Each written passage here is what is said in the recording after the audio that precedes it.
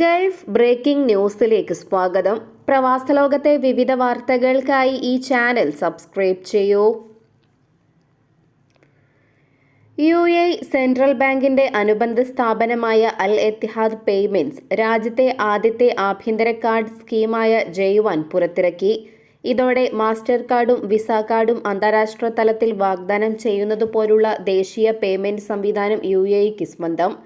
Digital payment ഓപ്ഷനുകൾ വികസിപ്പിക്കാനുള്ള UAEയുടെ ശ്രമങ്ങളെ പിന്തുണയ്ക്കുന്ന ഈ സംവിധാനം ഇപ്പോൾ പ്രാദേശികമായും അന്തർദേശീയമായും ഉപയോഗത്തിന് സജ്ജമാണെന്ന് UAEയുടെ ഔദ്യോഗിക വാർത്താ ഏജൻസിയായ WOM റിപ്പോർട്ട് ചെയ്തു.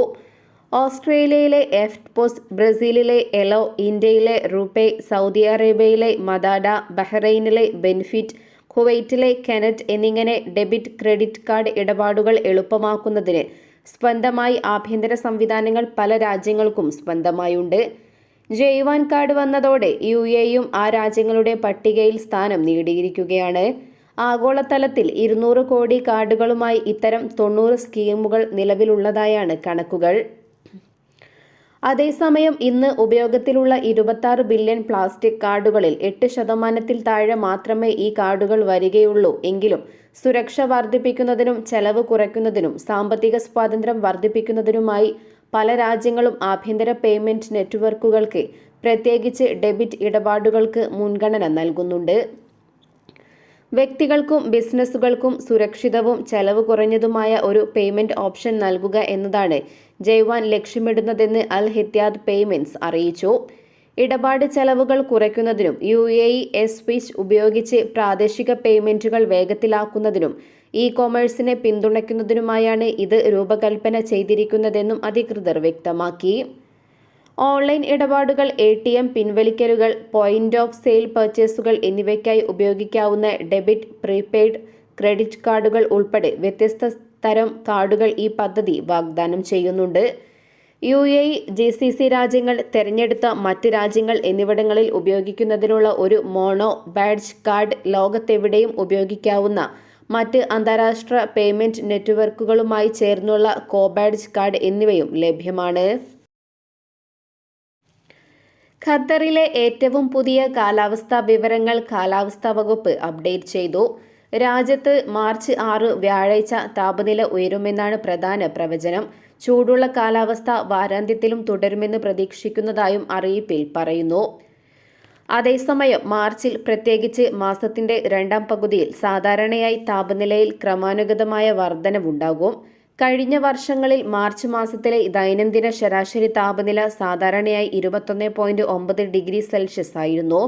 മാർച്ചിൽ ഇതുവരെ രേഖപ്പെടുത്തിയിട്ടുള്ളതിൽ വെച്ച് ഏറ്റവും കുറഞ്ഞ താപനില 8.2 ഡിഗ്രി സെൽഷ്യസ് ആയിരുന്നു. 1984 ഇത് റിപ്പോർട്ട് ചെയ്തത്.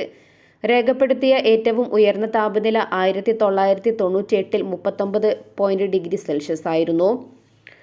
അതേസമയം സൗദി അറേബ്യയുടെ വിവിധ ഭാഗങ്ങളിൽ കനത്ത മഴയെ തുടർന്ന് ചില മേഖലകളിൽ റെഡ് അലർട്ട് പ്രഖ്യാപിച്ചിട്ടുണ്ട്.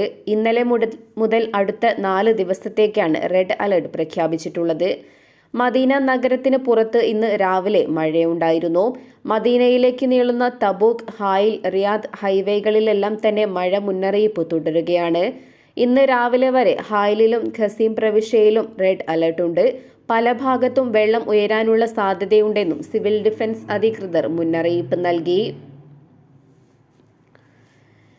2 മലയാളികളുടെ വധശിക്ഷ നടപ്പിലാക്കിയതായി UAE ഇന്ത്യൻ വിദേശകാര്യ മന്ത്രാലയത്തെ അറിയിച്ചു. മുഹമ്മദ് റിനാഷ് അരങ്കിലോട്ട്, മുരളീധരൻ പെരുംതട്ടവളപ്പിൽ എന്നിവരെയാണ് ശിക്ഷിച്ചത്. ഫെബ്രുവരി 28 UAE അധികൃതർ ഇന്ത്യൻ എംബസിയെ ഇക്കാര്യം അറിയിച്ചത്. കൊലക്കുറ്റത്തിന് UAE ഇരുവരെയും വധശിക്ഷയ്ക്ക് വിധിക്കുകയായിരുന്നു. UAE സർക്കാരിന് ദയാഹർജിയും മാപ്പ് അപേക്ഷകളും അയക്കുന്നതുൾപ്പെടെ സാധ്യമായ എല്ലാ കോൺസുലർ നിയമ സഹായങ്ങളും എംബസി നൽകിയതായും വിദേശകാര്യ മന്ത്രാലയം അറിയിച്ചു. UAEയിലെ പരമോന്നത കോടതി ഇവരുടെ വധശിക്ഷ ശരിവച്ച പശ്ചാത്തലത്തിലാണ് വധശിക്ഷ നടപ്പിലാക്കിയതെന്നാണ് അധികൃതർ അറിയിച്ചിരിക്കുന്നത്. മുഹമ്മദ് റിനാഷിനെ എമിറേറ്റി പൗരനെ കൊലപ്പെടുത്തിയ കേസിലാണ് വധശിക്ഷയ്ക്ക് വിധിച്ചത്. ഒരു ഇന്ത്യൻ പൗരനെ കൊലപ്പെടുത്തിയ കേസിലാണ് മുരളീധരനെ ശിക്ഷിച്ചത്. ഇരുവരുടെ വധശിക്ഷ നടപ്പിലാക്കിയതായി ബന്ധുക്കളെ വിദേശകാര്യ മന്ത്രാലയം അറിയിക്കുകയും ചെയ്തിരുന്നു. ഇവരുടെ അന്ത്യകർമ്മങ്ങളിൽ പങ്കെടുക്കാനായി ബന്ധുക്കൾക്കായി സൗകര്യമൊരുക്കാനുള്ള സജ്ജീകരണങ്ങളും വിദേശകാര്യ മന്ത്രാലയം സ്വീകരിച്ചതായി കേന്ദ്ര സർക്കാർ വൃത്തങ്ങൾ അറിയിച്ചു. ബഹ്റൈനിലെ കടകൾ, കഫേകൾ, റെസ്റ്റോറന്റുകൾ, കോൾഡ് സ്റ്റോറുകൾ എന്നിവയുടെ പ്രവർത്തന സമയം രാവിലെ 5 മുതൽ അർദ്ധരാത്രി വരെ പരിമിതപ്പെടുത്താനുള്ള നിർദ്ദേശം സതേൺ മുനിസിപ്പൽ കൗൺസിൽ ഏകകണ്ഠമായി അംഗീകരിച്ചു. കൗൺസിലിന്റെ service and public utility committee chairman Hamad al സൂബിയാണ് ഇത്തരത്തിൽ ഒരു നിർദ്ദേശം മുന്നോട്ടുവച്ചത്.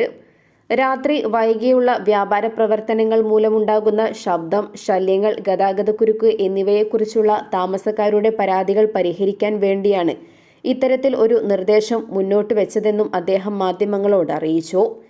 വ്യവസായ വാണിജ്യ മന്ത്രാലയത്തിൽ നിന്നും പ്രത്യേക 24 മണിക്കൂർ ലൈസൻസ് നേടാനുള്ള വ്യാപാരങ്ങൾ ഒഴികെയുള്ള ബിസിനസ്സുകൾ 24 മണിക്കൂറും പ്രവർത്തിക്കുന്നതിൽ നിന്നും ഇതോടെ നിയന്ത്രിക്കപ്പെടും. തെക്കൻ ഗവർണറേറ്റിലുടനീളം ഈ നിയമം വ്യാപിപ്പിക്കുന്നതിന് മുമ്പ് ഷെല്ലാക്കിൽ ആദ്യം നിയമം നടപ്പിലാക്കണമെന്നും തുടർന്ന് രാജ്യം മുഴുവൻ നടപ്പിലാക്കണമെന്നും അൽസോബി നിർദ്ദേശിച്ചു. 24 മണിക്കൂറും പ്രവർത്തിക്കുന്ന ബിസിനസ്സുകൾക്ക് എതിരല്ല, എന്നാൽ രാത്രി വൈകി അമിതമായ ശബ്ദവും ശല്യവും കനത്ത ട്രാഫിക്കും അനുഭവിക്കുന്ന താമസക്കാരുടെ അവകാശങ്ങൾ പരിഗണിക്കേണ്ടതുണ്ടെന്ന് എന്നുള്ളതുകൊണ്ടാണ് ഇത്തരത്തിൽ ഒരു നിയമം നടപ്പിലാക്കാൻ തങ്ങൾ നിർദ്ദേശിക്കുന്നതെന്നും അൽസൂബി കൂട്ടിച്ചേർത്തു. ഇക്കാര്യത്തിൽ നിരവധി പരാതികൾ ലഭിച്ച ഒരു മേഖലയാണ് ഷെല്ലാഗ്. അതുകൊണ്ട് തന്നെ ഇവിടെ ഈ നിയന്ത്രണം നടപ്പിലാക്കി വിജയകരമാണെങ്കിൽ മറ്റ് മേഖലകളിലേക്ക് വ്യാപിപ്പിക്കണമെന്നും അദ്ദേഹം ആവശ്യപ്പെട്ടു. അർദ്ധരാത്രിക്ക് ശേഷം വ്യാപാര സ്ഥാപനങ്ങൾ തുറക്കേണ്ടതില്ല. തൊഴിലാളികൾക്കും കുട്ടികൾക്കും രാത്രിയിൽ സമാധാനത്തോടെ ഉറങ്ങാനും ശല്യമില്ലാതെ വിശ്രമിക്കാനും സാധിക്കണം എന്നുമാണ് ആഗ്രഹിക്കുന്നതെന്നും ഹമദ് അൽ സൂബി വ്യക്തമാക്കി.